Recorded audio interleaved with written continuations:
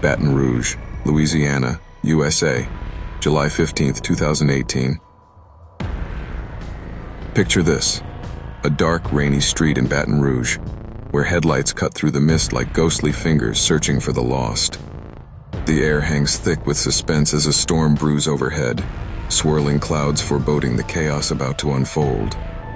Raindrops tap softly on the pavement, merging with the distant rumble of thunder, creating a symphony of nature's fury.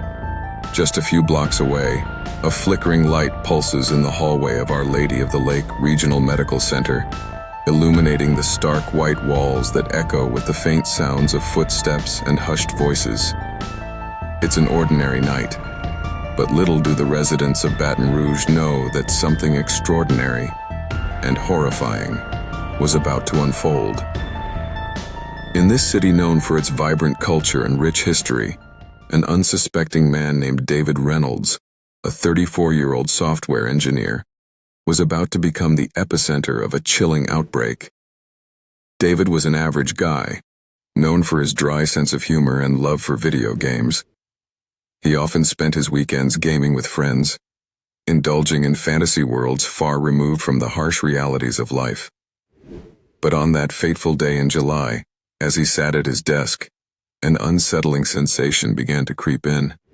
It started subtly: a mild fever, a persistent headache, perhaps an ache in his joints that he brushed off as fatigue from a long work week. After all, who hasn't blamed the office for a little malaise? At first, he tried to shake it off. He joked with his coworkers about catching something bad from the office coffee machine, dismissing the discomfort as just another part of adult life. Yet, as the hours turned into days, things took a sinister turn.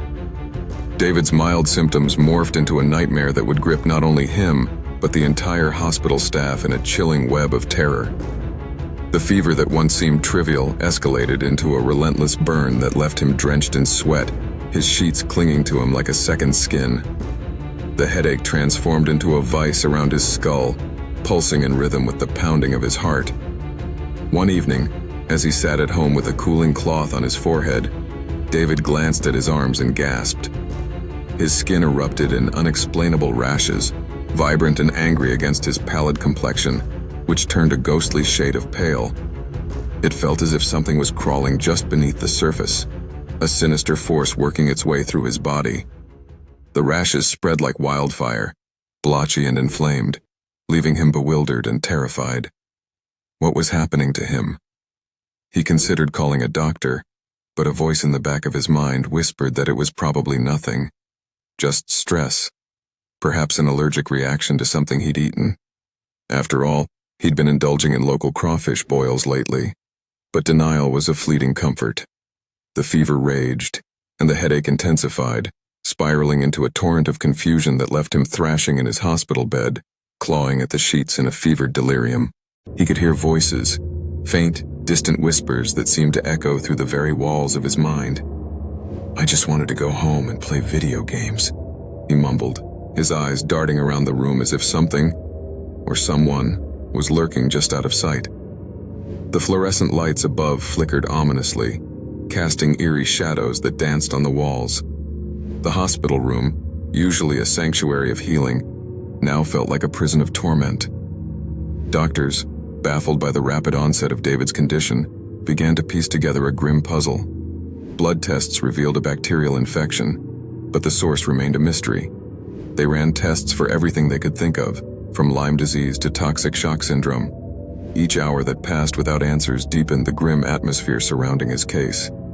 Cryptic symbols danced in the corners of his mind, shapes and patterns that made no sense but felt hauntingly familiar, like déjà vu on steroids.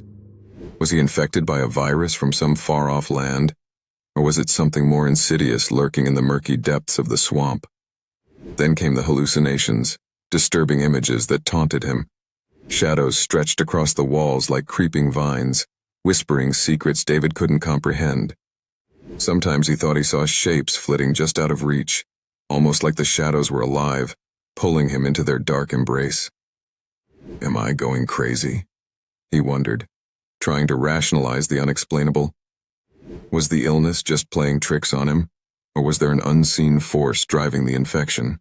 Medical professionals shared puzzled glances, whispering theories that ranged from bizarre fungal infections to psychotic breaks caused by the stress of his rapidly deteriorating condition. Some speculated about the effects of toxic algae blooms in the nearby swamp, known to cause health problems for anyone unlucky enough to come into contact with the contaminated water. Others exchanged glances filled with trepidation, contemplating the possibility of something more sinister at play. Dark humor crept into the sterile hospital atmosphere. "So, what do we do if this is a new strain of swamp fever?" one nurse joked, trying to lighten the mood. "I hear WebMD is missing this one." Laughter bubbled in the tension, but it quickly faded as the gravity of the situation set in. This wasn't just a case of food poisoning or a rogue allergy. Something darker was at play, lurking in the shadows. As the days dragged on, the symptoms escalated. David's heart raced.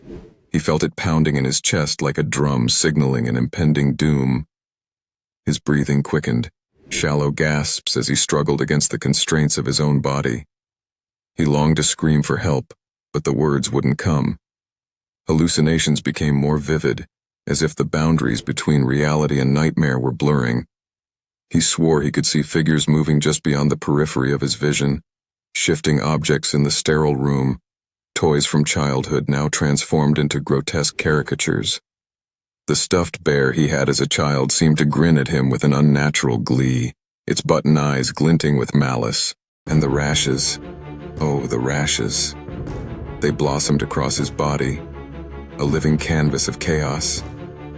Medical staff documented the bizarre growths, their laughter long forgotten, replaced with fear and uncertainty. It felt like his body was being invaded by something otherworldly, each rash a signal of impending doom. Cryptic symbols appeared, etching themselves into David's skin like some twisted tattoo, drawing lines of mystery and horror. They pulsed with an unholy rhythm, almost as if alive, hinting at a language no one could decipher. Was his body trying to communicate a message, one that no one could understand? What did it all mean? Was there a connection to the carnivorous swamps of Louisiana, the murky waters that harbored secrets, or were they merely a backdrop for this nightmare? The swamp had always been a source of fear and fascination, where creatures both real and imagined lurked beneath the surface. Tales of alligators and snakes were commonplace, but whispers of far more sinister beings loomed in the dark corners of folklore. Had David inadvertently crossed paths with something from those depths? As David's condition reached its deadly climax, panic gripped the hospital. Every attempt to stem the tide of infection seemed futile. The doctors scrambled to find answers, desperately trying to hold on to a life slipping through their fingers.